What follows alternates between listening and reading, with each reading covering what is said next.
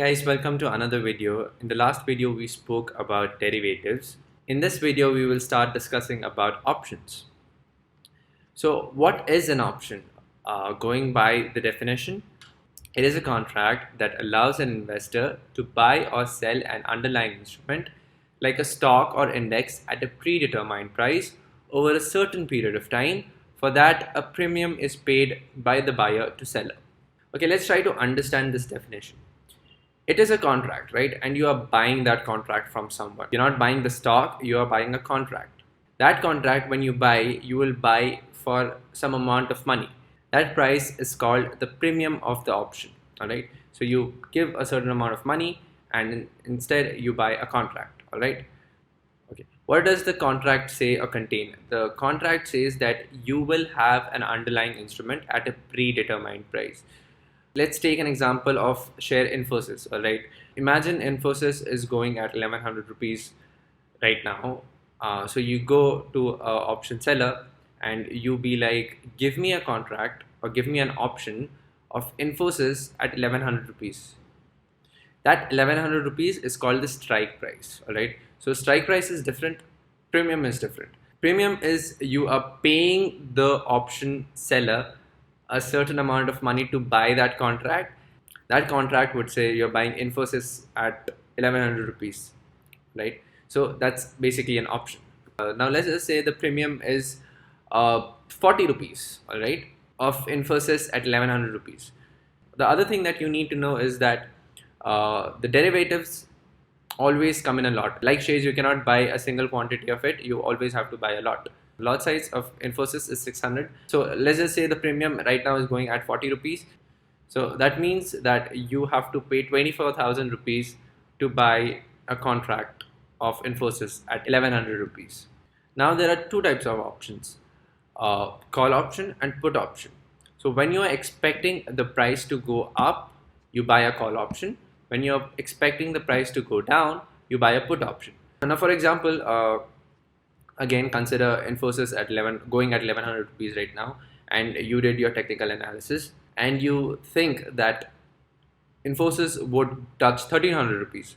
So you buy Infosys at say 1300 rupees at a premium price, say 60 rupees for a quantity of 600 units. That is 36,000 rupees.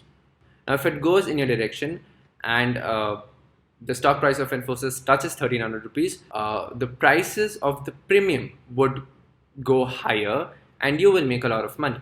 Now if the prices goes above 1300 rupees, say let's say 1500 rupees, you make even more profit, all right?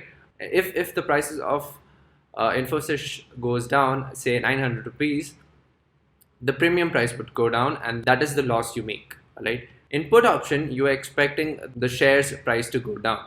Right, so say Infosys is at 1100 rupees, you're expecting Infosys to go down to 900 rupees. You buy a put option for Infosys at 900 rupees. If the price falls down, the premium price would go down and you will make a profit. This is how you make profit in stock market when the markets are going up or even if the market is going down.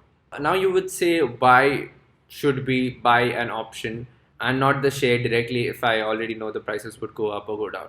So the thing is, option is way cheaper than buying the actual stock, all right?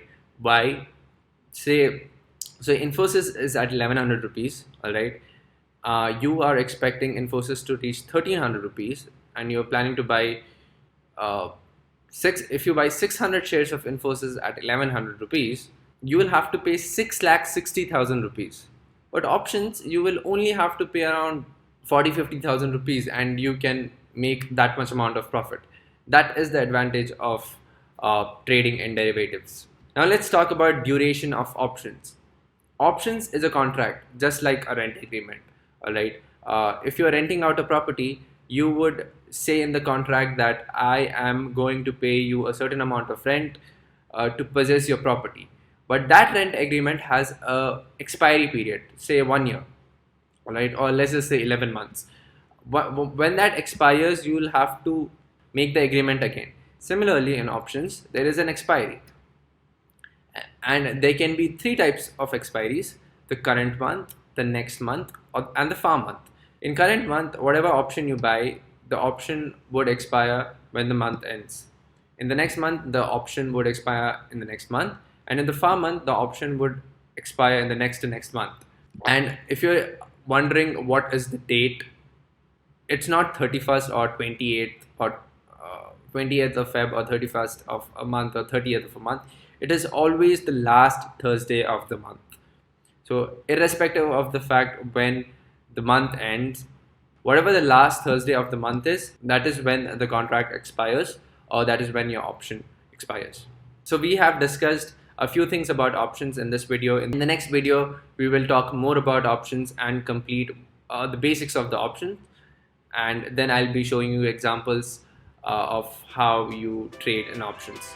Till then, stay tuned, keep watching, take care, cheers, and bye.